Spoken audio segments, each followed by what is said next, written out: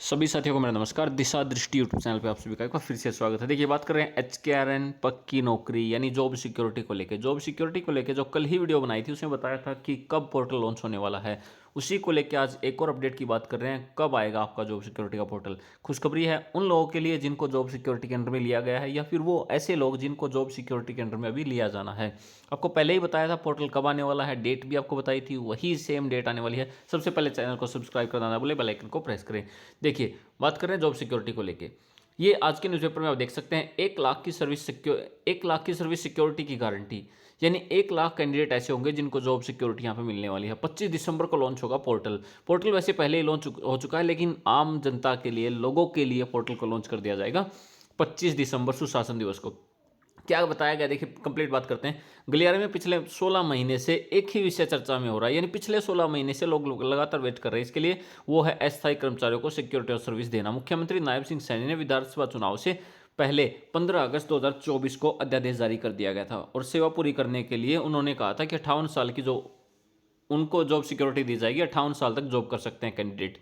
अध्यादेश इसलिए लाया गया क्योंकि तब विधानसभा सत्र नहीं था। तब मुख्यमंत्री ने दावा किया था कि 1 लाख अनुमानित अस्थायी कर्मचारियों को इस योजना के तहत सर्विस ऑफ सिक्योरिटी का लाभ मिलेगा।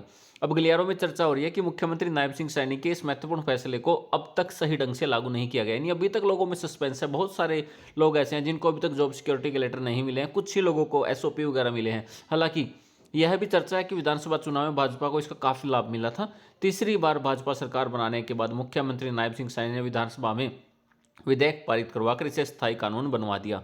गलियारे में चर्चा हो रही है कि इसके बाद अफसरों ने इसे लागू नहीं किया, कुछ विभागों, बोर्डों और नियमों में इसे लागू किया गया, मगर अधिकतर में इसका फायदा नहीं दिया गया। यानी ज्यादातर कैंडिडेट ऐसे हैं जिनको इसका फायदा नहीं मिला है। 1 साल बाद इस अधिनियम के तहत अधिसूचित किए गए, मगर लाभ तब भी नहीं मिला है। फिर मुख्य सचिव अनुराग रस्तोगी ने कहा कि पोर्टल के जरिए सर्विस सिक्योरिटी का लाभ दिया जाएगा, मगर यह पोर्टल भी लॉन्च नहीं हुआ। यानी बार बार ऐसी चीज़ें सामने निकल के आ रही हैं कि जिनमें उनको बोला जाता है लेकिन हो नहीं रहा। लेकिन अब पोर्टल सामने आ चुका है, या आ जाएगा, आपके लिए कम ही वेट बचा है। अब 25 दिसंबर को सुशासन दिवस पर, यानी जो गुड गवर्नेंस डे है, सुशासन दिवस जो है, वहाँ पर पोर्टल लॉन्च किया जाएगा। अब मुख्यमंत्री नायब सिंह सैनी ने विधानसभा में जवाब दिया है कि 1 लाख अस्थायी कर्मचारियों को सिक्योरिटी और सर्विस का लाभ दिया गया। गलियारे में पूछा जा रहा है कि शुरू से ही 1,20,000 कर्मचारियों को सिक्योरिटी का लाभ मिलने का दावा किया गया था, मगर वह अब घटकर 1 लाख रह गया है। वास्तविकता तो यह है कि जब पोर्टल लॉन्च होगा तब असलियत में पता चलेगा कि कितने अस्थायी कर्मचारियों को इसका लाभ मिलने वाला है। और देखिए, इसी के साथ हम बात करें कब तक मिल जाएगा। अगर ये 25 दिसंबर को लॉन्च हो जाता है ना, तो 25 दिसंबर को लॉन्च होने के बाद आपको जनवरी में आपको इस पर कुछ आपको नाम दिखाई देंगे किन किन को यहाँ पे ऐड किया जाएगा, और उसके बाद आपका काम जो हुआ लगभग आप फरवरी मान के चले, फैब में आपका काम यहाँ पे पूरी तरह से कंप्लीट हो जाएगा। क्योंकि पोर्टल लॉन्च होगा, उसके बाद थोड़ा सा टाइम तो लेता है, और आपको पता है सरकार का प्रोसेस जो होता है उनको कोई जल्दी नहीं है, जल्दी आप लोगों को या फिर हमें है।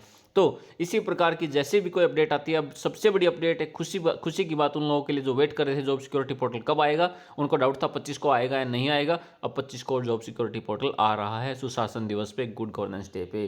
तो इसके लिए आप सभी को बहुत बहुत शुभकामनाएं। Thank you.